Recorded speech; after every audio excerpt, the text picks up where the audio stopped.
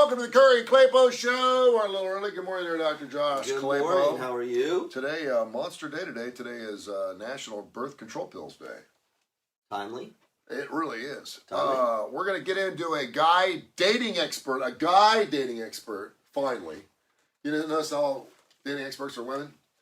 I thought you were a dating expert about men. No, it's a guy who's dating. It's a guy who's dated for a long period of time. He's not Oh, married. he's not married, and yes. he is. And he's got his 10 for 10 dating secrets, and that is if you want to go find someone who's a 10 for 10, not 10 look wise, but if you want to make it like, how was your date last night? It was a 6. He's got a 10 for 10, and he's got a 10-year rule, which is something we got into about the Pete Davidson and Kim Kardashian thing. We'll get into that. Speaking of Kim Kardashian Skims. We got a big-time issue for women. If you're a woman and you're watching right now, you need, Andy is watching right now. If Andy's wearing Skims, you need to listen to the story because it's super important. I read the story and I was like, seriously? It's like a health thing? Yeah, it's not good. It's not, and you don't even Rash? know, you don't even know what's happening. You don't even know what's Bacterial happening. infection? We'll talk about that. Also, in a brand new Discovery Plus docuseries called The Princess Investigation, we found out yesterday that Princess Diana actually prophesied her death 2 years before a car crash. She said, I will die in a car crash in a couple of years. Kind of spooky. Follow-up to the hashtag Bama Rush story we did. We did that, a couple weeks ago? Yeah, I saw the controversy. It's taken over social media, but this year's recruitment process has prompted many ex-members now to reveal the truth behind the crazy culture of Bama Rush. Great. Beyond being highly addictive, the TikTok videos about Bama Rush highlighted the exclusivity of Greek life, laying bare claims of racism, classism, and sexism. Behind these sparkling skirts, blonde hair, and fake tans, University of Alabama students have now come out in force and talked about their experiences and how miserable they were by the bullying and the fines. Ex-sorority members disabled all the dirty little secrets behind the Greek life when a college student shared a video asking why so many chose to quit. Users claim the sisterhood community revolved around hatred, money, and looks, with one member saying she even had clothing brands checked daily. If she wasn't wearing the right clothing brand, she'd be kicked out. We talked about this. I don't think anyone will debate that. Yeah. Because it absolutely exists. Mm-hmm. Talk to anybody. Yeah. And there are definitely wonderful pockets of sororities, but it's like, I mean, look, it's the same like with fraternity. You hear there's no hazing. Yeah. Bullshit. There's total hazing. And that's, particularly at this level, oh my God. I knew that this was going to happen. As soon as anything goes viral, I can't remember, you've got a great phrase the way you talk about it. As soon as anything gets popular or lots of people start... Sinkhole mentality. Well, that, and then they start, everybody's looking for the dirt. Yeah. Right? Everybody's looking for the dirt. And the thing about sororities and fraternities, there's a lot of dirt to find real easily. Oh, yeah. Real quickly. I mean, my kids are like, oh, yeah, I mean, you should see the stuff that goes on. Yeah. So this thing got so big, it was just a matter of time before, and not even time. Look, it took no time. Yeah.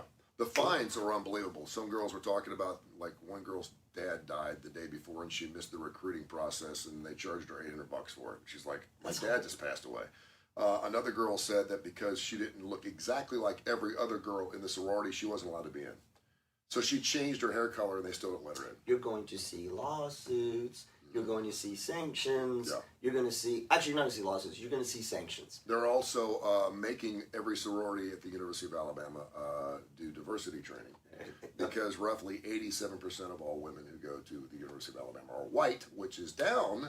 80% of the women who go to the university or in sororities? In sororities. Oh, okay, yeah. In sororities, which is down about 4%. It used to be higher than that. So 53 years ago right now, and I went through it because Woodstock started 53 years ago this past, it would have been Friday, Saturday, Sunday, but because of the... Yeah. And the lineup. Oh, yeah, I love... played... Yeah. Arlo Guthrie started like at 2 o'clock in the afternoon. Then it was Canned Heat, The Who, Crosby, Stills, Nash. I mean, one band after another. The Who, it was unbelievable. It went all night long. Crosby, Stills, Nash played like at 4:15 in the morning on the last night. And the last band to play was Jimi Hendrix, and he took the stage at 9 o'clock in the morning on Sunday morning. Yeah, That was the last. It's like band. a revival. That's awesome. Yeah. I mean, isn't it great? I mean, for a concert, you think, why the hell would you have people? And I don't know why those bands were playing all night, because you have all day Sunday afternoon. You can play bands, but maybe by then people just petered out and they were just done. But yeah, 53 years ago right now, Jimi Hendrix started playing Star Spangled Banner. That's so iconic. I love that. I love that. It's crazy, man. What's going on with you? Everything good? Yep. I'm trying to think if there's any. No, nothing. Nope. Heard you had fantastic taping yesterday with Dr. Alex Hublin. Yes, thank you. I'm sorry. Adaptive Parish. And by the way, Adaptive Parish on now every day of the week, 7 o'clock at night, Monday through Friday. All of our shows, all 13 shows, including Need to Know with Kip Kiefer, Dark Side of the Pooch. We have Win and Rome with Stuart Rome. We have Live Wire Wednesday.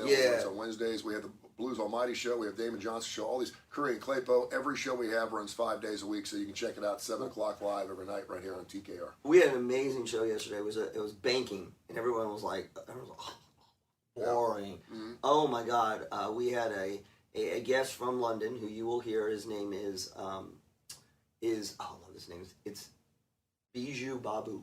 Bijou Babu. I like it. Bijou is just, I think I want to change my name to Bijou. Yeah. And he loved being on too. He's amazing. And listen, people think banking is boring.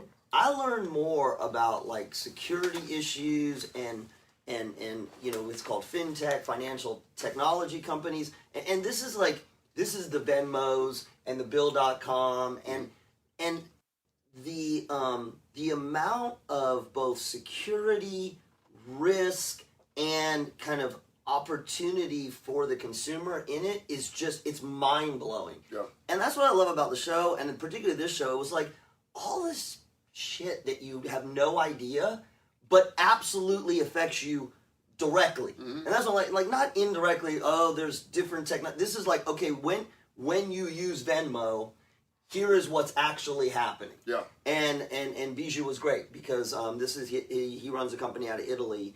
And that's what's great about the show, is we sort of do the whole range from if you're a business down to the consumer, and what kind of impact it has on your life, and what kind of impact banking and more importantly, like business should have on the way you navigate your life. Are you a cash guy at all? Am I what? Cash guy. No, there's no cash. I had a $100 bill yesterday, and I went out to try to use it, and I could not use my $100 bill yesterday, and it pissed me off because I'm like, it says right here, legal tender, you must take this money. What? Yeah. Because nobody takes cash. Well, but the more times you use your debit card or credit card, the more chances you have to have fraudulent activity. Oh, yes. I've had my stuff taken 3 different times. Yep. So don't tell me it doesn't happen. And I've been overcharged numerous times. You have to check. Well, you have to check. Well, that's when you're the difference. using it, you don't realize how much you use it. It's like texting. How many times did I text today? You're like 3 or 4 times. You look, it's been 35 times. You don't realize you use your debit card like 600 or 700 times a week. And to go back and check all that stuff is kind of a pain in the butt. But I know if I have cash, I'm good. I pay cash, I get my cash back. I always like to have a little cash in my pocket. Listen. For money management, like just we are so immediate gratification, and we want ease, right? We want it to be easy. There's nothing wrong with that, except when it comes to spending money. We used to talk about okay, the problem with credit cards is it's so easy because you don't have your bank account is not being depleted, blah blah blah. Like Americans run up debt. Okay, made total sense. But we've taken that so far beyond our ability to control our own behavior. So if you think about it, now you can transaction money easily using Venmo or whatever. But the one to me that's most interesting is you don't have to take your credit card out anymore, right? Because you have the touchless. So literally all I have to do on my phone is push a button, ding, and I experience no consequences. There's nothing. I don't see it. Nothing. Mm-hmm. And then I get my credit card bill. I'm like, oh my God, I didn't realize I knew that my charges. The amount of self-control that it takes to manage that, and you think, oh yeah, go look at your credit card bill. Compare your credit card bills now to 10 years ago. Yeah. Because we've made it so, we've created money, we've created spending that is absolutely invisible to us, except when. And that's why cash, yes, if somebody would take cash, It'd be awesome because somebody can take cash. people don't even know what I made cash someone is. take it back. I mean, I got my meal, so you're not getting your meal back. So you're gonna take. You this know what? $100. I wonder if go you- break it. If you're running a restaurant, and you can't break $100, then you got issues. I wonder what a 4-year-old would think, or a 3-year-old, 2, 3, 4-year-old would think if you showed them money. I'll bet you they have no idea what it is. No, they probably wouldn't. And there was a big Bitcoin hack yesterday too. I thought that was something you couldn't hack into. Someone stole $60 million in Bitcoin yesterday. I don't even know what that's worth or whatever because Bitcoin's. I'm like, don't tell me that it's impossible to hack or it's impossible to. Yeah, whatever. And listen, just say one more last push for Dr. Ferris. We addressed all of that on our show yesterday, and we are having Bijou. I just want to say it again, Bijou. We're having him back to talk about global regulations and, more importantly, differences in the way different countries bank, which is super interesting. I mean, I won't get. You got to listen to the show. Do you want to get into this dating expert guy, or do you want to get into our skim story? Get in the skim story because I need to wind up. Is this going to be gross? Is it gross? A little bit? Not for us. Well, just in general. Okay, women, this is, we've always said we much rather be men than women. It's hard to be a woman in this world. It really is, for a lot of different reasons. But we know that women run the world. Because without that, nothing would happen. Men fight and kill each other over it. We start wars over that, right? Yeah, we say that they do that because that's part of the way the patriarchy works. It really does. You know, you're really running the world. Women could end everything right now just by saying no more sex until things change. And the world would change by Tuesday. Yeah, but you'd have to get everybody. I know, but I mean, if they want, okay, fine, no more sex. The world That would just shows. the world would implode. How. I don't want to say pathetic, weak. I had a conversation. No, but I mean, it's the other something day. we need to have. We need to be No, intimate. But I mean, if women but have we're said, "I'm shutting it down for the next 30 days until this changes," Roe versus but everything would change. But flip it the other side. Yeah. If men said, just say men said, "I'm shutting it down." Okay. That's exactly what women would be like. All right. Fine. Go have fun at the lodge with your buddies. You're gonna play poker to your. That's to your- exactly. That's where. Yeah. Go ahead. Okay. So women flocking to purchase designer. Let me back this up a little bit. I was talking about Skims the other day on the show. It was one of my most listened to shows. A lot of women agreed with me. Skims are great. Now they got full body Skims. They go all the way up past your boobs, right? Yep. And I remember, and you had it for a while when you had your lipo thing, and I had laser lipo too 15, 16 years ago. You got to wear a girdle, and it made you feel pretty good because it does hold it in. Now you have to wear that from not just a cosmetic, but from a medical standpoint to hold everything together until everything flushes out and blah, blah, blah. And I came to find out that, you put it on, you put a shirt on, you're like, damn, that's pretty good. It looks pretty good. Well, they have it now for men. They're called core shirts. Yeah. So the whole idea of wearing a skim product is to make yourself look better, and by looking better, you feel better. But it's all the shit's still in there. You're packing a really big ass into small pantyhose, and you're like, that looks pretty good. Yep. But eventually, you got to take it off. And so my point was being, if you're wearing it to look good for the opposite sex, which I think most of us probably are, we want to look good. We want to look good, and eventually, the truth will come out. It's like sending out profile pictures of yourself 10 years ago. Eventually, you're going to meet her, and she's going to know what you look like. So if you end up meeting somebody and you're wearing, or they're going to feel it. I guess the Skim's now to the point where you can actually, it probably doesn't even, depending on whether you're wearing a sweater or something, you probably don't know. So my whole point is you're living a lie. You might as well go out and just lose the weight so you look good like you normally do. Well, yeah. But if you're wearing Skims every single day, so you feel better about yourself, eventually someone's going to find out. Now, if you're married, whatever. But eventually they're going to find out. So women are flocking to purchase, and I preface this, not safe for work to an extent, designer vagina surgery after ultra-tight leggings have become uncomfortable or embarrassing thanks to the dreaded camel. Called a labiaplasty, the procedure shrinks the labia minora, otherwise known as the flaps, with a price tag of more than $4,000. Dr. John Shivaflax, a chief surgeon at Signature Clinics in the UK, you know where that's at? You've been to the UK many times. Yeah, I've been to the clinic. Said that he has performed 4 times as many labiaplasties this year as he had last year. Okay. And he said he'll more than likely go 8 times as many just this year alone. Okay. Because women are wearing not only Skims, but they're wearing yoga pants. Yeah, well, and yoga pants. Lululemons. Yeah, well, you're so funny. You're like Lululemons. You're like an old guy. So his exercise clothing is a little bit Yeah. tighter and it's Yes. form-fitting, so it does not pressure on that. It does put pressure on that area. They experience pain, discomfort, and general chafing. A lot of women will feel so uncomfortable that they'll avoid trying to wear this type of clothing, but they won't. Yoga pants have long been the culprit for crotch appearance suffering. He goes on to say, for those whose labia are enlarged, yes, that's they can make them feel incredibly uncomfortable and exposed. If you watch the Kardashians, you know that for a fact.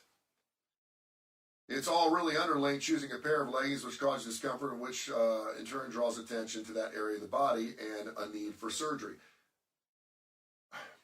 Okay. Rather than not wear yoga pants, women, this is like 8 times as many women. This is not like a minor uptick. Oh, we got one more labiaplasty this week. That's interesting. Right. We're talking 8 times as many women this year as last year. Fix it.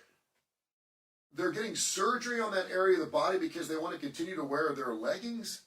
The Kardashians have long been touted as the wearers of athlete leisure culture, with Kim's Skims brand dabbling in the trendy aesthetic. In fact, while designing her own bodysuit, she failed to keep those with bigger vaginas in mind, according to her sister. Oh, Her sister Chloe said, you know, you guys always make fun of me of having a bigger vagina than most. I love the Kardashians. I'm sorry. I have to stop watching this I know show. people hate them. I love the Kardashians for just that.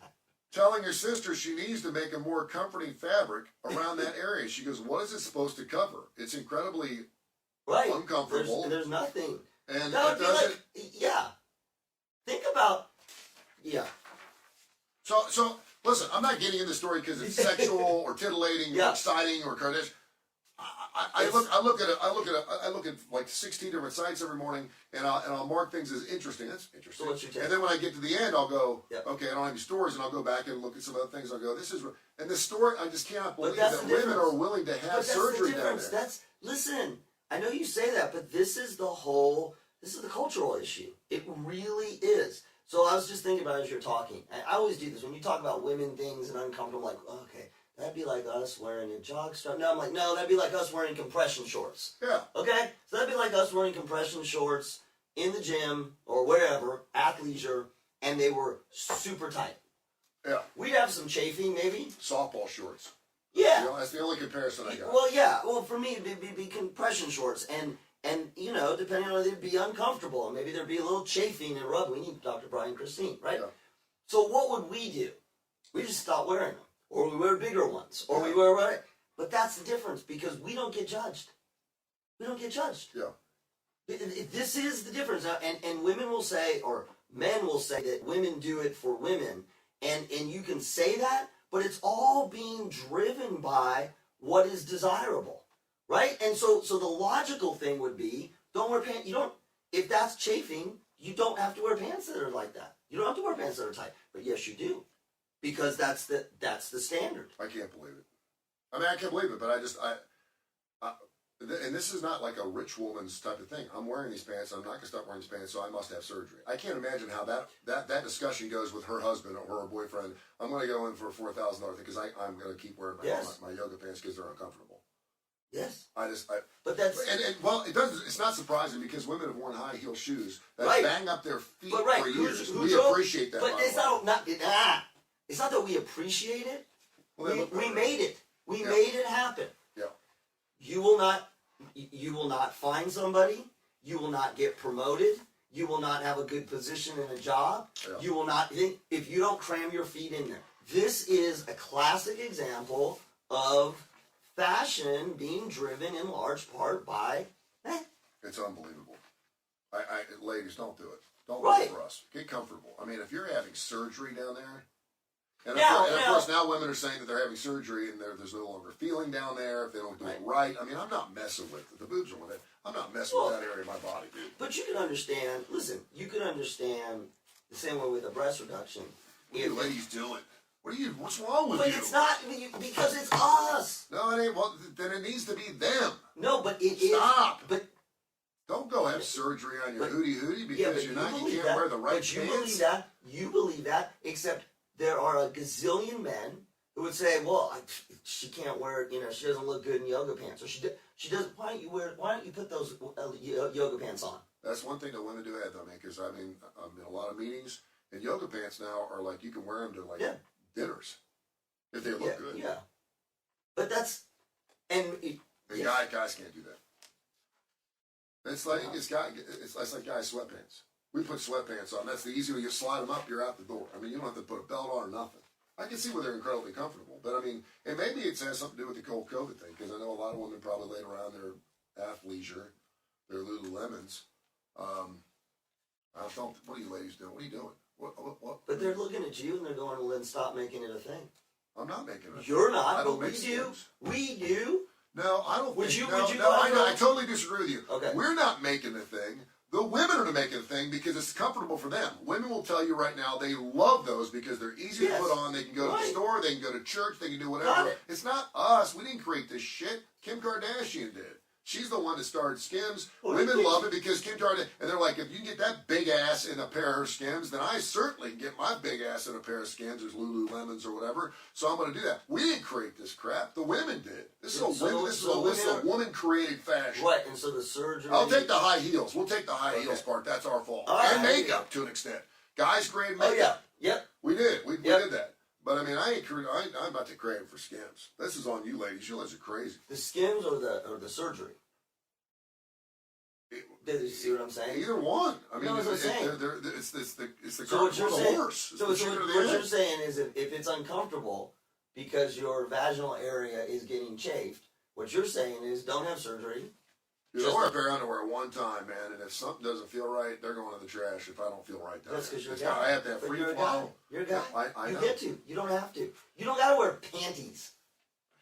You don't. I have worn panties before, and they are quite comfortable. You ever worn a pair of G-strings? You ever worn a thong before? Oh, you should try it one time. I mean, I wore socks. It's pretty amazing. No. It takes 2 or 3 days. You're really comfortable. What? Oh. Just try it one time. They got guy thongs. I know. Yes, I know. Yeah. Thongs don't do anything for me, male, female, anything. Yeah. Because I can't stop thinking about that. It's just shoved up your ass. It's just gross, right? It's gross. Al Cooper, good morning to you, Al. Let's go sell some cars at Coosa Valley Auto Sale today. Dear Steve, I hope you're happy with her. Now the whole town will know what a filthy cheater you are from Jenny. P.S. I bought this ad using your credit card. That is an ad that was taken out in a newspaper. Where was that at? It's Australia. Australia, yes. Yeah. And by the way, there was a response to that particular ad, which was hilarious. That was written by a bar. It says, "Dear Jenny, I'm sorry from all the Steves." We're going to get to that story on Fox 6 this morning at 9:35. What's the best way to handle a cheater? So there's that part, but the other part I thought was really funny in this article. All the people, those are common names. Mm-hmm. So all the people going through their head. Yeah. Oh, I know a Jenny and Steve. Yeah. Could this be that Jenny? Oh crap! I knew they had a relationship problem, but I didn't know. So there's all the people worrying about the Jenny and Steves. No, we got some good comments on Facebook last night. Oh, you got some of those. Great ones. It was great. It was interesting because a lot of women said, let it go. What are you doing? Yeah. A lot of women said, I hope she gets charged for using his fraudulent credit card. By the way, the newspaper did not use his credit card because it was done by her, and they didn't want to have any fraudulent activity because they're afraid they'll get paid. Yeah. It was a $1,500 ad. I just when you spend time, it's premeditated murder, right? When you spend that much time on something to make a point, I think it's totally counterintuitive. I think it's counterproductive. I don't see the process that. We'll talk about that on Fox 6 this morning at 9:35 with James. Do you remember the conversation you and I had? Was it this weekend when we were smoking cigars? About the arguments that we have in our head? Oh, yeah. Right? About we create sort of argument fantasies, right? And we literally, they're grounded in some kind of reality. Maybe it's somebody that we don't like, or an ex-spouse, or a boss, right? So it's not a complete fantasy, but what we do is we take that relationship, and we take the emotion in that relationship. They really piss me off, kind of thing. And then we have this wonderful thing called our imagination. Mm-hmm. And you and I were talking about this. we start playing out these fantasies. Ooh, if she said this, then I can see myself. I'd come back, and first I'd take a step back, and I'd pause. Yes. Right, and then I'd lean in. We were making sure that we weren't the only two people that did this. No, and this is so. What's interesting about this is all of us do this. We play these kind of scenarios out in our head about what we would do or what it would feel great to do, even though we know, okay, I can't do that, or it's not appropriate to do that. And the great thing about fantasy is you can go even farther. I mean, to the point, we did a whole show on this about violent fantasies, about thinking about hurting somebody, and does that make you does that make you an abuser, etc. But what's interesting about this is that difference from it's playing out in your head, you're thinking about it, you're even pondering it. And I've done this. I could go in and have that kind of argument. It's beyond just a fantasy. Next Wednesday when I have my one-on-one with this person, with my boss, I'm gonna, but at some point between now and Wednesday, we go, okay, here are the implications, right? Frontal part of your brain. If I do this, then this will happen, and if I do this, this will happen. And you think about in the workplace, they talk about all the time. They say, "Oh, don't burn bridges. Don't burn bridges. No. You got fired. Yeah. You want to tell them off. Yeah. You want to post crap on social media, and you're feeling, and everyone around you says, "Don't burn bridges." So you back it off, and even when you back it off, you still may be boiling in resentment. Oh yeah. But the difference is you've backed it off, and at some point it begins to settle down. If it doesn't settle down, you go see a shrink. Right? That's what we do. We help people deal with resentment. Sometimes I have arguments with people that I don't have a beef against. I know. I mean, and you'll find yourself, and I'll walk the neighborhood, yes. and someone will say, "You okay?" And I'm like, "Yeah, why?" And they're like, "You were just being all animated." I'm like, "I was." Oh, well, you gotta be careful of the animation. Like, you know the thing. They're like, "You okay? You having a seizure or something?" I'm like, "No, I was just having an argument with my ex. It's all good." See, well, that's but that's healthy. But what usually she there's none in the did, shower, not when you're walking the neighborhood. what she did. So there's two things that I want to know. One, there had to be somebody around her that said, "Oh, don't do that." Yeah. Now the question becomes: did if there were 10 people around her, did 7 say go for it, and 3 said don't? Yeah. Retribution feels wonderful. Does it? Revenge? Oh, feels so good in the moment. Indirect revenge feels great. That's those people that say karma's a bitch. Yeah, but you gotta wait for when you trust, it's all gonna come out. That's not revenge. Because that's karma, and you gotta wait for karma.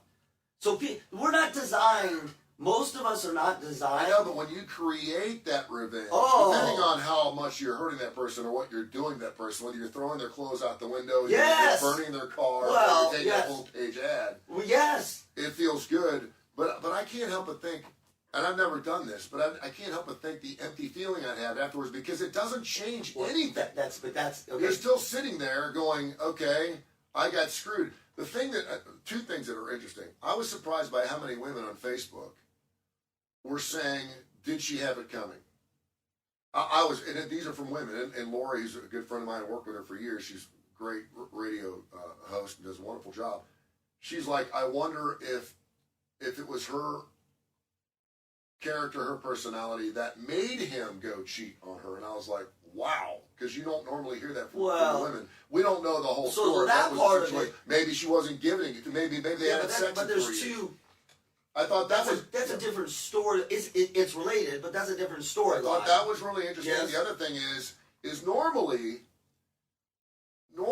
when you take revenge at this level, you've been hurt really, really bad, right? Yes. This doesn't happen early in a relationship. You find out the guy's cheater, and normally it's screw me once, screw me twice. She probably knew he was cheating for a long period of time because there's red flags out there. And never took her gut instinct and went with it early enough to the point where she got so far in, because you get this point where you trust somebody, right? And then they do something that is really strange, bizarre. They're late. They're getting home. They're doing something. They're jumping out of vans and alleyways. There are spy stories. And at that point, you're asked to do something. You're asked to call bullshit. or you take your trust to a level that you didn't think even existed. And 99% of people go, I've been in a relationship, I'm going to go with the way I feel, I love him, I trust him, he's a good father, he's done all these wonderful things. Why? And maybe he's just going through a tough time. Because I don't want to think of it. And so they take that trust, and it's not warranted. It's an empty trust. It takes his trust here up to here, and so they're like, nope, I'm going to believe him. I'm going to take the shot with a little seed because I don't think it's trust. Because it's not trust. It's not trust. Right. You think it is because you have to trust them, or else you're going to have World War III. You're going to call them out, but you're going to go. You know what? I have, based on who I think this person is and what I've seen, and so you're twisting yourself. I know. Yeah. I know, and that is the times when you do. Right, because it's the face. It hurts. It's the face. You have to face the unthinkable. You're forced to trust. Is not something that should be forced. Trust is something that's earned. It takes a long time, and I've been there. I did it with when you mess up, you got to build that back. When you're forced, when someone calls you out and says, "Do you trust me or not?" You got a problem. Yeah. You got a problem. First of all, you should never be asked that question. Second of all, if you're finding yourself having to step into a trust area that you're not comfortable with, there ain't no trust there in the first place. That's why you need to call it out and get after it. I don't know what the deal is. But the difference is... And I think a lot of people get really upset with themselves, and they feel better about taking it out on that person so they can at least create some type of closure. I think she probably thought, he's been cheating on me for damn years, and my dumb ass never saw it. My friends were telling me, I knew the girl he was doing it with, and I still trusted him, and this feels better for me to take out a full-page ad. That's absolutely. I mean, what's so fascinating about that is exactly what you just said, which is he did something repeatedly bad to her, cheated on her over and over again. Okay, so he's done the bad thing. But where she's feeling bad, it's like two levels. One, that he did those things, but it's exactly what you point out. It's how could I keep coming back, or how could I allow him to do this over and over and never say anything? So it goes from, there's two things playing. One, there is the anger and maybe the hatred for him, and then there's a self-loathing. Yeah. How could I let this happen? So you put those two things together, and it's like chemicals, and you get this explosion for her of just horrible, intense loathing, and it gets all mixed up. I hate him, and I hate myself. Yeah. I hate him, and I hate myself. And so this ad is this, like, it's cathartic. It's this explosion of, I'm going nuclear. Yeah. I'm going to go, and the process. Now, here's the part that I think is really interesting. We talk about having these impulsive fantasies. Mm-hmm. Then you talk about, okay, this is premeditated. You got to think about what you were going to say. Yeah. You got to think about, but that part, that's like having the fantasy. Okay, first, I'm going to take out an ad. Yeah, that's what. Yeah, she had to turn around pretty quick. Well, no, I take out an ad. Okay, what am I going to say? Scribble it down. No, that's not good enough. That's not. So there is, as you're doing this, the revenge reinforcement is happening. And you get all the way to the point of, this is the perfect revenge. She publishes it, she has it printed, and when it comes out, there is this, and then, as you pointed out, then there's the fall off. Because, now what? Yeah, well, at the end, you ask the question, who is painted in a more favorable public light? Her or him? And see, and I'll say this, and a lot of people say, I don't care, blah, blah. Well, obviously it does. This was very, very public. She put it in a newspaper. Yes. She wanted the world to know. Just from a guy's standpoint, she's crazy. Well, she's crazy, and I'm thinking to myself, you know what? And I can promise you, he's probably looking at the ad. He's probably smirking, laughing a little bit. I don't know. I don't know if they were married. I don't know if they have kids. I don't know any of this stuff. Let's just assume they were just dating.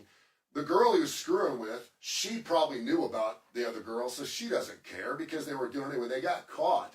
But he's going to be out drinking a beer tomorrow night. So, she could be able to show her face for years. So you got to listen. You just painted what she did by writing that ad is put herself in a category that's a category of bad look that is consistent with his bad look. It's like apples and oranges, but they're apples and oranges. He's a cheater. Yeah.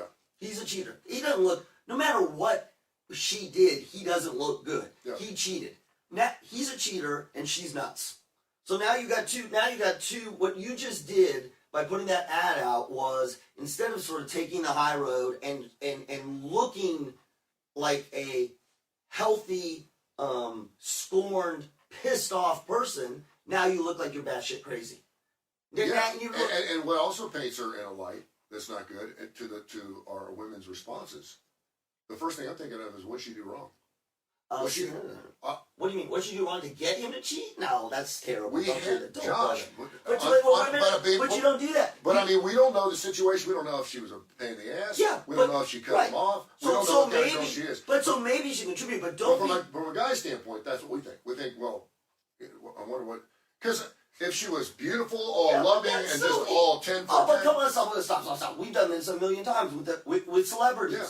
I'm not saying it's right or wrong. I'm just saying, for public perception, if it's a small town, there's every guy in the world right now going, staying away from her. Well, yes. And they're probably seeing him going, well, no. Wow, she got the last laugh there. And he's like, whatever. Yeah, but not because she... And he's got somebody and she doesn't. We should not immediately thinking, why would he cheat on her? No. That's what I'm saying. No, but I mean, that's something you think about. Yeah. And what's more concerning about that is, to go that far, there's something terribly wrong. Yeah, I've had rocks thrown at my car. Fine. I've had Fine. tires slashing. And that's, I'm okay with that. Because and then a week later, it's like, wow. That's not public. It's personal. But when you take out time to put it in writing and take an ad out, there is some, that is. Well, look at this. I mean, there's a difference. It's so funny. I was just thinking about this to bring it back to music. The Carrie Underwood song, Before He Cheats, Alanis Morissette. Yeah. But none of the lyrics say, I'm going to take out an ad, a full page ad. But no, when scratching your nails, when she's scratching your nails, do you think of me? I'm going to take a Louisville Slugger to your car. None of them say, I'm taking out a billboard ad. Dude, because that's crazy. Yeah. Big show going on tomorrow night. Talked to Tommy Williams yesterday. Going to meet with him next week about some potential shows at the workplay.com. Website, check it out. Cowboy Mouth is coming to town. I found an autographed Cowboy Mouth CD while I was going through my stuff. I thought, you got a lot of stuff. I do. They're going to be coming to town, and they're playing for $25. Shows tomorrow night at Workplay. Check out workplay.com, and you can check out Cowboy Mouth. They're fantastic. And, we keep talking about how all these shows are like $600-700. The Eagles show looks like it's already sold out, but tickets go on sale tomorrow morning. I don't know what the deal is there. I'm very upset about that, by the way. You go to, and it says tickets go on sale tomorrow. I looked at Eagles tickets for Birmingham, and it looks like the damn thing sold out. There's a pre-sale today. Which I don't understand. I got a notice for a pre-sale for special. Don't tell me when tickets are going on sale for a show, because it doesn't matter. It doesn't matter. They're going to be gone. They're going to spend $4. It's not fair. And particularly the Eagles. I like Don Henley, Mr. The environment, all this shit. You should not have a $300 show where I have to sit in nosebleeds for $300. What are you willing to see her in a different bracket than I am? No, but what are you willing to spend for the Eagle show? Knowing it'll probably be the last time. Listen, that's exactly in my head. It was probably the last time that they'll see. So I was like, and we live in Birmingham, so the chances that they're gonna be here, it ain't gonna happen. So I was like, I was all in my head. I'm in. As soon as I saw, this is just me, over $200. Well, first of all, over $200, and this is real important. I can't see them. Yeah. That's in the crappy seats. Yeah. I'm not paying $200 to not be able to see them. Now, if I was on the floor, or if I was up in just a seat, you can see them. Doesn't matter where you're at, you can see them. I mean, you're up in the rafters, you can still see them. Not really. That's what I'm saying. So up in the, if you ask me, say medium seats, back of the floor, not great seats, but not bad seats. Where I paid $200. But these that we saw, at least when you show me, it was like $250, $270 up in the. Yeah. That's terrible. By the way, I'm going to give you a little tidbit about the Lakers and Jerry Buss. This is a really interesting factoid, I think, that I heard the other night. They were talking about when Jerry Buss started pushing to make the Lakers Showtime, and they're like, okay, because they were going bankrupt. Uh-huh. The NBA was going bankrupt, and he's like, we're going to invite celebrities, etc. And we're going to jack up the prices on the front row seats. And all the other owners were like, you're ruining this for everybody. And so, and on one hand, you're thinking, okay, this is classic. Now, if you try to go to a Laker game, front row seats, first of all, you can't get them. Yeah. Second of all, they're $2,000. But what Jerry Buss did was he jacked those up and then lowered the prices of the upper seats so that everybody could come see the game. So I think that's why I'm pissed. Yeah. Like, whatever amount, $50 should be $75, whatever it is. In the nosebleeds should be cheaper. Yeah.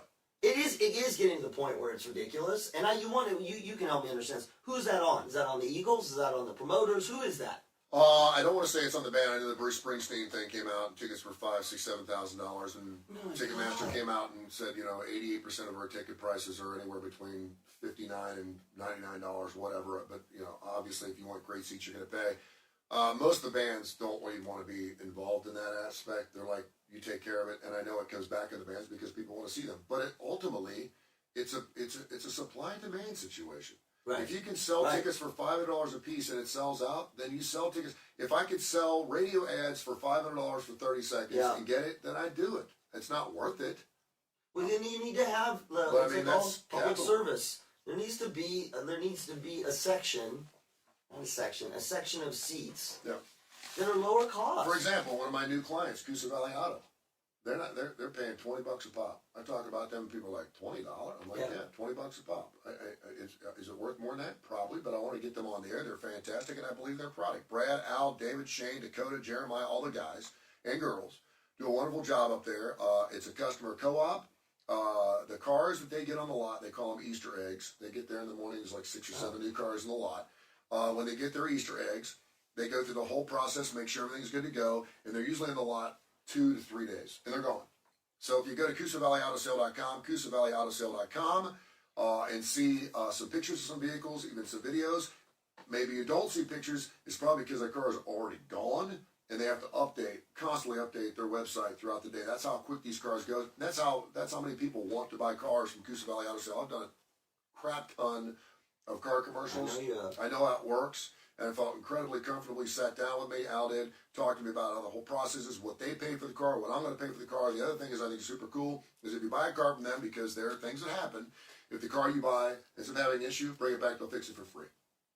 That's great. You got to pay for the parts, but they'll fix it for free, no labor. And labor is always $3 of that. His number is 256-267-0296, 256-267-0296. Before we get into a man dating expert, finally, talk about another one of our great sponsors here on Tony Curry Radio and on Facebook Live. Yeah, let me tell you about John Gray, because I love talking about John Gray.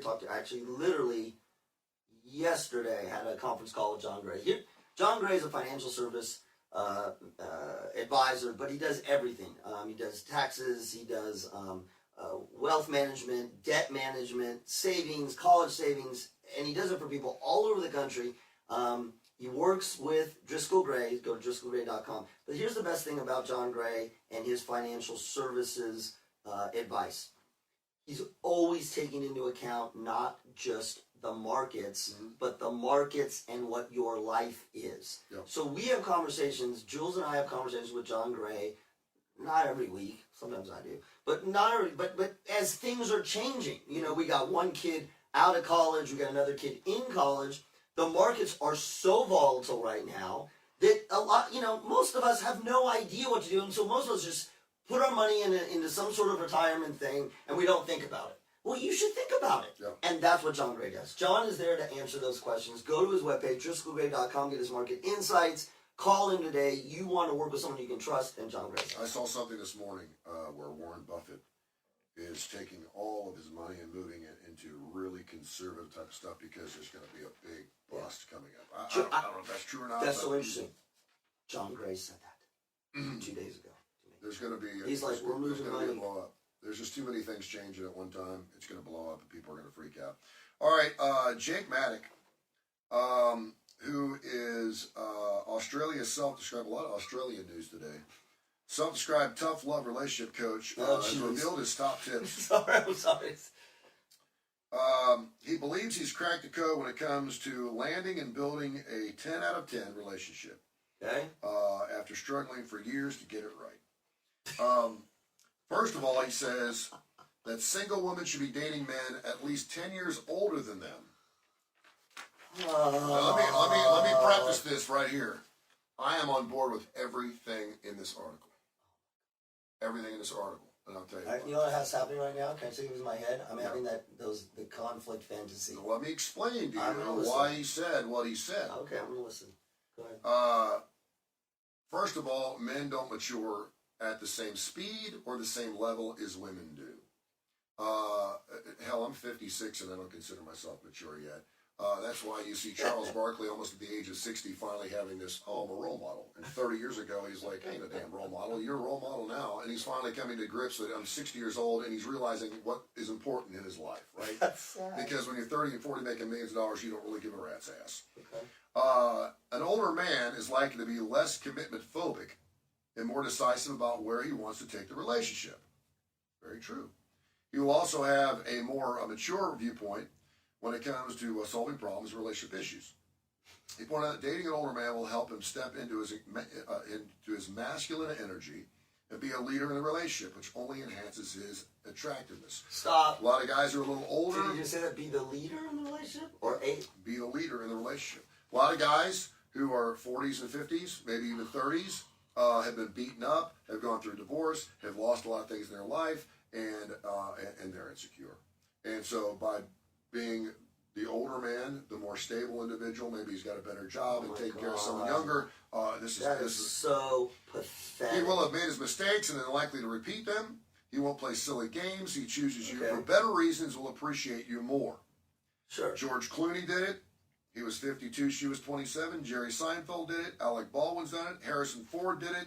He's like, look at all the successful, and every one of these marriages in Hollywood have been successful for years. Oh my God, this is horrible. So, Jake shares his 5 pillars for the 10 for 10 relationship, and then I'm going to tell you his most controversial.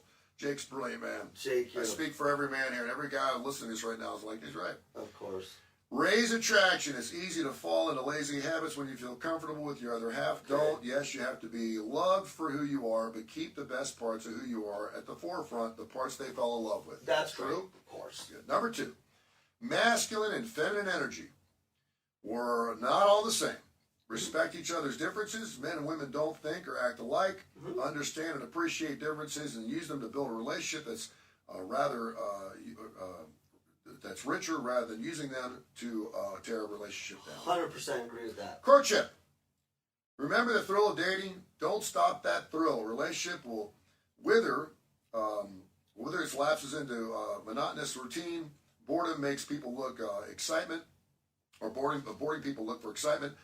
That's one thing we're all wired to do. And then again, these are not okay. First of all, these are just his 5 pillars. No, I know, but they're not his. They're like, that's great. Intimacy. What's his name? Jake. Jake. Okay, Jake. Intimacy. Keep making love. Keep those intoxicating love hormones flowing. Keep the bond between you strong. And Absolutely. by the way, in his 5 controversial dating tips, he said there's absolutely no reason why couples shouldn't be intimate with each other at least 3 times a week.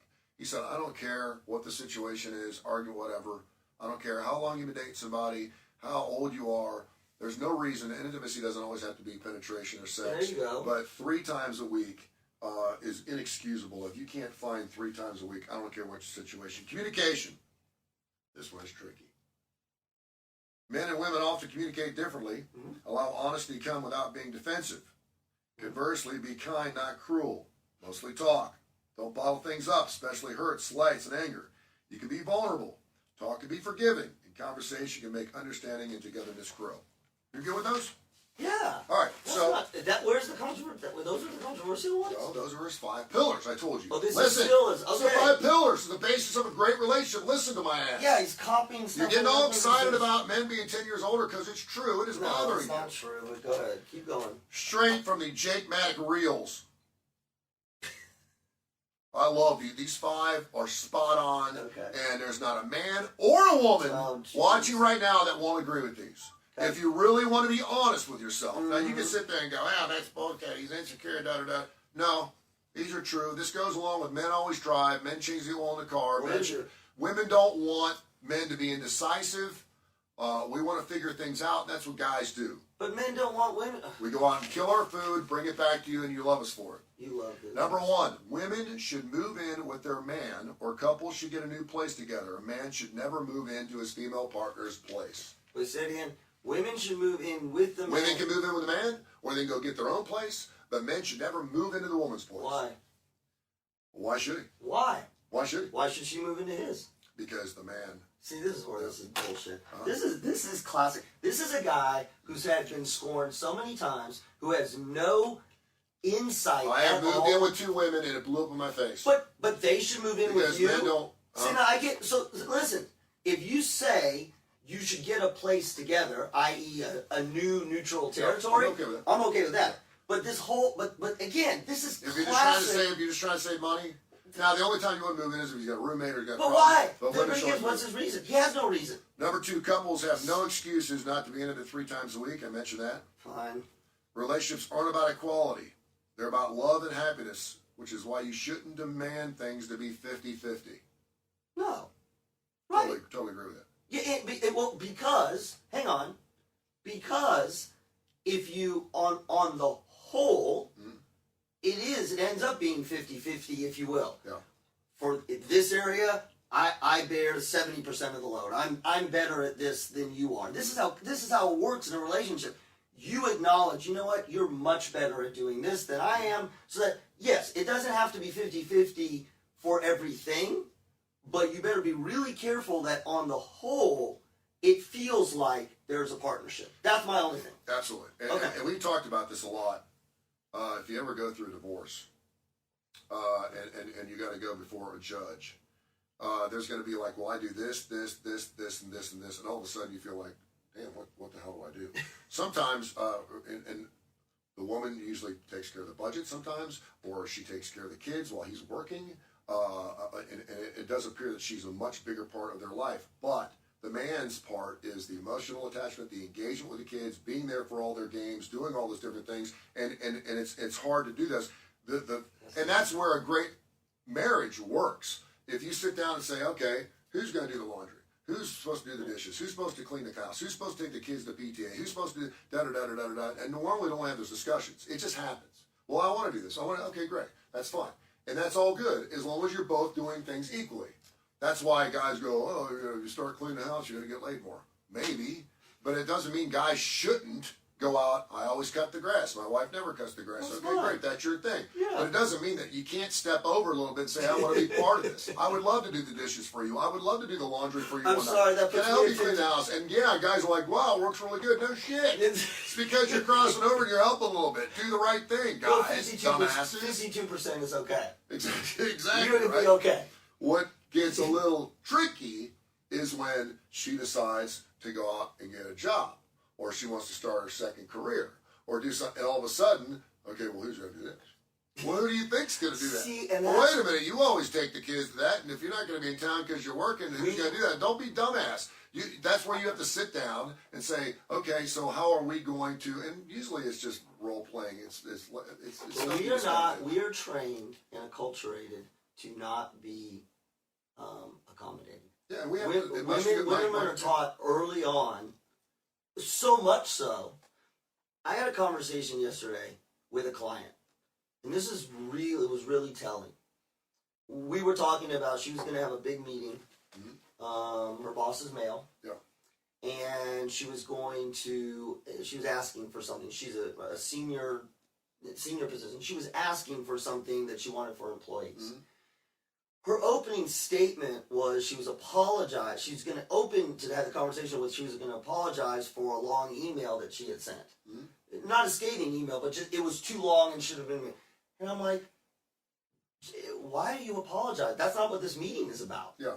She said, well, I need to apologize. Why?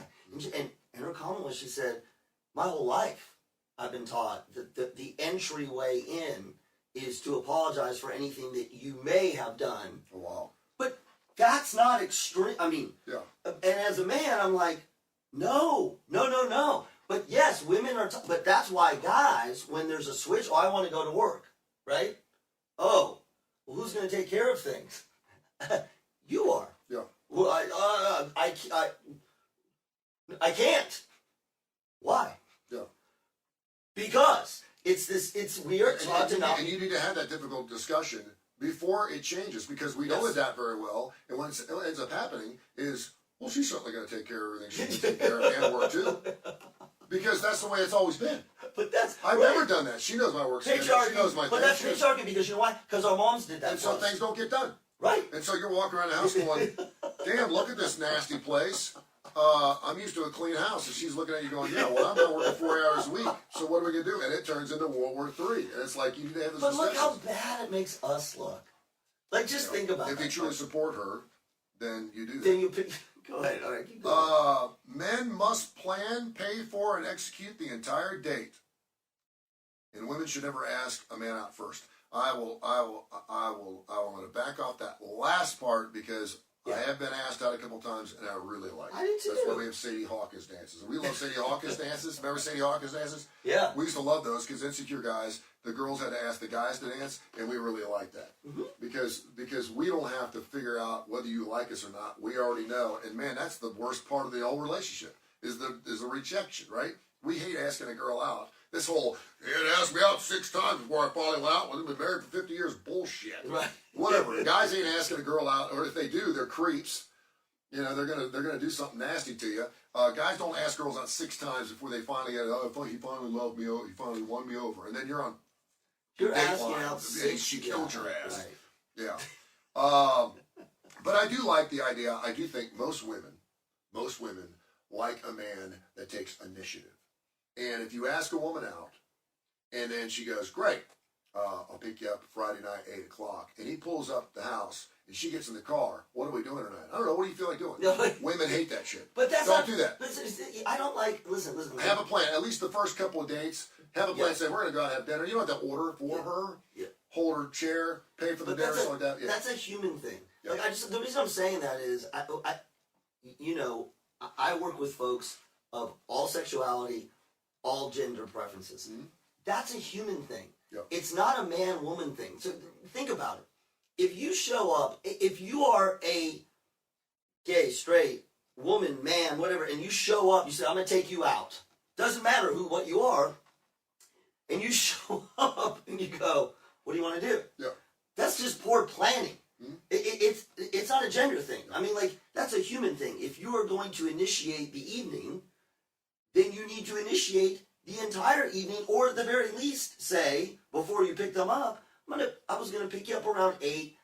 Wasn't sure exactly what you want to do. Let's talk about it. You don't show up and then ask what you want to do. Yeah. Well, and hopefully by talking to her, because I'm assuming you would know her a little bit before, unless you're on a dating app or something, but you probably converse with her. You kind of know what she's into, whether she likes chicken, steak, sushi, whatever, and you're going to already have a plan. But most times when I've taken women out, I've got the night planned. If it changes during it, fine. That's right. But for the most part, they'll go, where are we going? I'm like, we're going to go here, and we're going to do this tonight. Because it's your party. Yeah. You're planning the party. Exactly. And finally, and I love this, relationships don't need to be fought for. No fighting involved in an ideal relationship because you both want it. I love this because fighting for the relationship, not no fighting in the relationship. This is the John Wayne, you got to fight for her. No, I don't. No, I'm not, and I'm not going to. This other guy's hitting on her. You got to go fight for her. I'm not doing that. I am not. I've always thought to myself, if she wants to be with me, then she wants to be with me. I'm waffling only on. Here's the only part I'm waffling on. Kind of how we're defining fight. I'm a little. There's a little part of that makes me, because of what you just said. Well, she wants to be with me, she'll be with me. It gives you, it kind of gives us the out of just, I am who I am. Yeah. You do have to fight for the relationship. Mm-hmm. What I mean by that is you have to be dedicated to making this thing good for both of you. And if it's not going good, and you want to be in it, mm-hmm. then you have to fight for it too. I'm going to change fight to work. Okay. So now so you would say you have to work for it. You have to work for it. You have to work hard at it. Yes. Marriage is good, Lord Almighty. Marriage is you got to work. If you think you just lay back and we're married and it's all good for here on out, you ain't gonna last long. Right. You got to work for it. Absolutely. You have to stay on it. You have to stay fresh. You have to stay exciting. You have to keep all the things that you have to do, the courtship, you have to honor her, you have to do all those Well, I wonderful think things. that's what It goes both ways. But I mean, fighting for a relationship, one of those things where you feel like maybe she's even ghosting you a bit to the point where You're it's right. like, then I'm not, and that's the whole. If I ask you out, we used to have that girl that called our show all the time. She'd say no to every guy because she wanted him to fight for her, and I'm like, that don't work. Right. No. I think what he is saying is, if I'm putting words in his mouth, but I don't care because some of the stuff's brilliant guy, brilliant Australian. No, guy. listen. First of all, he lifted most. If I was gay, I'd go out with this guy. No, listen. He lifted most of his stuff from the research, so which is great. I don't have a problem with that. Yeah. They're his, but they're not his. I wonder what his wife thinks about this. He's probably not married. He is married. Is he married? Well, yeah, he dated for years, and that's why he's. And he's got like she's probably going. She's probably if you want to make Mr. Ego and you're Mr. Successful. Do you know how many marriage counselors are divorced? Yeah. Well, it's just. Don't you think that's? I don't. I'm trying to think if actually there's some research on this. I'm trying to think if the rate of divorce. I know that the rate of divorce is higher in psychologists than the average population.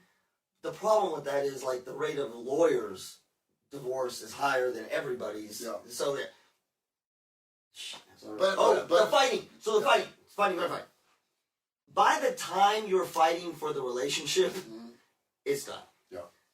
I think that's what he's saying is that you should never have to fight for it because if you're fighting for it or you're scrambling to get it, then they're gone. Yeah. They're gone. Now let me go back to your divorce thing. Like a divorce attorney, and they're divorced. You're like, well, why should I go to that person?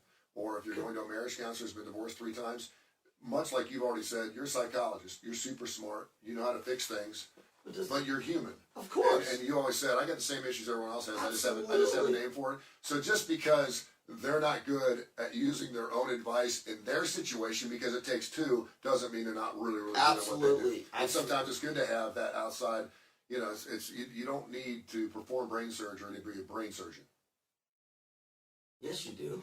That's the difference. No, that's what I'm saying. Is a lot of people would say, no, you don't need to have had brain surgery. Had. You said perform. No, you don't need to have had brain surgery to perform brain surgery. That's my point. Like, well, he's never had brain surgery. How the hell does he know how to do it? Well, stop. What you just said, what you said was, you don't have to perform brain surgery to be a brain surgeon.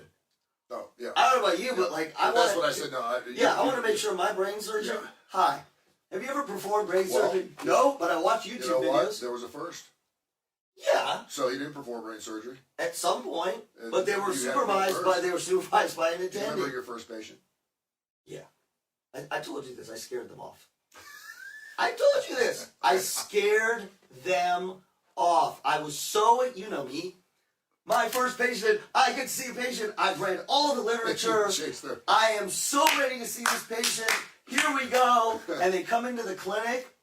This was so great. And I had my shirt on. Did they know they were the first? It was a student clinic. So they didn't know that it was my first patient. They knew that we were graduate students and they knew we were being supervised. Yeah. But graduate students, it could have been my 100th patient. But this was my first. Yeah. And I read the intake. Mm-hmm. This wasn't in a hospital. This is an outpatient like therapy. And it's depression, mild depression, and a little bit of anxiety, and coming to seek psychotherapy. And I was trained in cognitive behavioral therapy, and I knew all the literature, but I wasn't sure if that was going on. So I did all the things you're supposed to do. Hello. And this is what we're talking. What brings you here today? That's the opening. What brings you here today? Which you're like, and when you first started, okay. What brings you here? And she's, well, haven't been sleeping that good, and I'm just not that interested in things. And in my mind, and you know me better than anybody else, I'm like, oh my God, it's depression. Yes. That's criteria 1, criteria 2, criteria 3. And all this was videotaped because we had to go for supervision purposes. It was videotaped, and so she's like this, and I'm listening. I'm and I was waiting for her to finish speaking, and she's like, yeah, that's kind of what's going on, and I'm like, I can help you. Here's what we need to do. And I get, talked about your irrational thoughts and irrational beliefs, and we're going to test these beliefs with homework. and it's going to help you, and you're going to feel better, and we're going to treat this depression, and you and me, and we're in there. And she's like, okay, that's great. Follow-up appointment next week. Next week, they call me to the clinic, your appointment's not here. And I said, what's going on? She decided she's not coming back. I'm like, what happened? So show the videotape. She wasn't ready. Show the videotape. Yeah. In the videotape, I was in a rolly chair. The second I knew the diagnosis, I rolled 1 foot in front of her face. You can see her going back. And my supervisor is like, what the hell are you doing? What are you doing? I knew what the problem was. And yes, it is exactly, this is it. It's like, we can know all this stuff, but yeah, we got to see our first patient. And this is what I was saying about him. Having had the problem, I'm going to be careful what I say about this, because I'm a big, don't go become a therapist just because your life has been traumatic. Yeah. That's not. Having had some of those experiences definitely adds something to your ability to help people. Sure, yeah. And I think that's really important. Just don't go do it as your own experience. Scotty Trucks, good morning to you. Tommy Williams, tuning in this morning. Greatly appreciate you watching the Kurre and Klapow show. We're on every single Thursday, and of course, we're also on Fox 6. We'll get into the story about the woman who posted the $1,500 ad, basically calling out her boyfriend, husband, whoever it was, for cheating on her. And then using his credit card, which, by the way, they didn't charge to actually pay for the ad. We'll talk about that. We got to do a lot of that. Make sure you check out all of the wonderful shows, including Kurre and Klapow. Go to Tony Kurre Radio Podcast. We're on every major industry out there, everything from iTunes, iHeart. We're on Audio Boom, Spotify, everything. Our shows, Mission Minded, 10 o'clock in the morning. We do Adaptive Parish, 7 o'clock at night. The Damon Johnson Show runs at 3. We have Win and Rome with Stuart Rome, 5 o'clock. Need to Know, which is our fastest growing show. I've known Kip Keefer for a long time. Yep. He'll play both sides of the aisle, and I it's love deceiving. that. Like when I first met him, I'm like, oh, look at he's lived like me.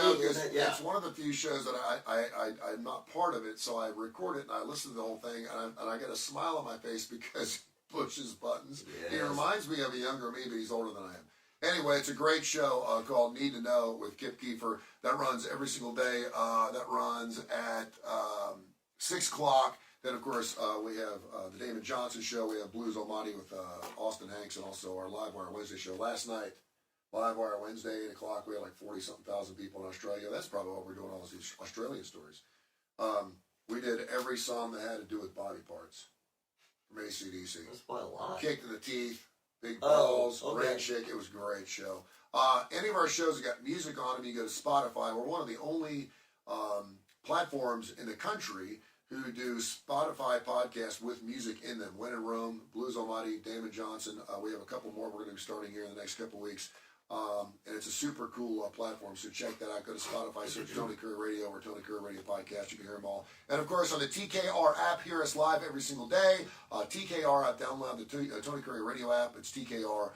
You'll be doing us a huge favor. Thanks to tens of thousands of folks who've already gotten after it and done that for us. Have yourself a great day. We'll be on Fox 6 at 9:35 this morning with Janice and Dubs. Looking forward to having them on. We want to thank them big time for the partnership. We were on 3 times last week. We're almost, with you and yeah. You were on solo. We had what do they call those circles? What do they call that circle thing? The Titana, what is it called? What? You know, when you do the circles, and you overlap the circles. Venn diagram? Yes, we did a Venn diagram last week. You had your circle, I had my circle, then we did our circle together. Oh, yes, okay. I thought you lost your mind. We're like a couple. We are. I did. All right, have yourself a great Thursday, and thanks for watching here on the Kurre and Klapow.